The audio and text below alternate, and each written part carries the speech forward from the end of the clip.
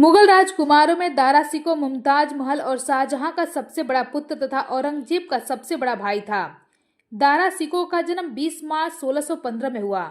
दारा शिकोह को 1633 में युवराज बनाया गया और उसे उच्च मनसब प्रदान किया गया। 1645 में इलाहाबाद, 1647 में लाहौर, 1649 में गुजरात का शासक बना। 1653 में कंधार में हुई पराजय से उसकी प्रतिष्ठा को धक्का पहुंचा। फिर भी शाहजहां दारा को अपने उत्तराधिकारी के रूप में देखता था। उसकी छोटी मोटी गलतियों को शाहजहां पूरी तरह से नजरअंदाज कर देता, क्योंकि शाहजहां को लगता था कि उसके बाद दारा ही सबसे योग्य शासक है, जो दारा के अन्य भाइयों को स्वीकार नहीं था। जिसके बाद शाहजहां जैसे ही बीमार पड़ा, औरंगजेब और मुराद ने दारा को काफिर यानी कि धर्मद्रोही होने का नारा लगाना शुरू कर दिया, क्योंकि उसका झुकाव कट्टरपंथ के बजाय स्वतंत्र सोच की ओर था।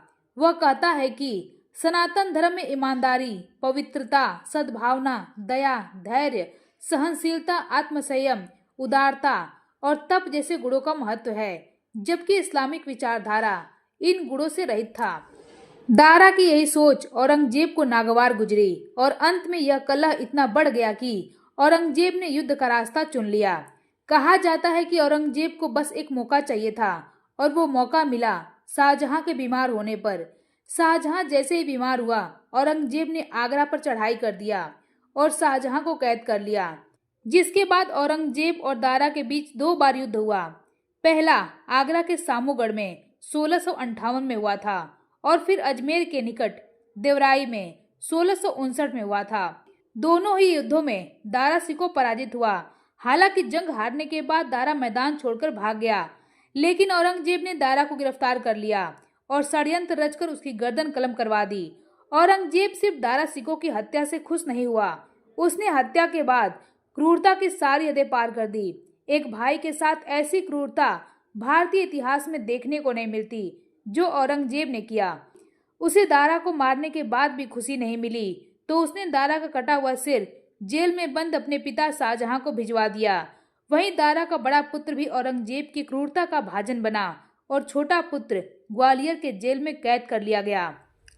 इतिहासकार इरफान हबीब ने बताया है कि उपनिषदों को विश्व पटल पर जो प्रसिद्धि मिली, उसमें दारा शिकोह का बड़ा हाथ रहा।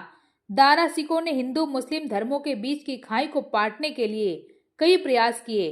दारा ने बनारस के पंडितों को दिल्ली बुलाया और 52 उपनिषदों का फारसी में अनुवाद का कार्य प्रारंभ किया। इस अनुवाद का मुख्य भाव यह था कि उपनिषदों को मुसलमान भी पढ़ सकें। सूफीवाद और तौहीद के जिज्ञासु दारा सनातन और मुसलमान संतों से हमेशा संपर्क में रहा। ऐसे कई साक्ष्य उपलब्ध हैं जिनमें दारा को हिंदू सन्यासियों और मुसलमान संतों के संपर्क में दिखाया गया है। दारा काफी प्रभावशील लेखक भी था।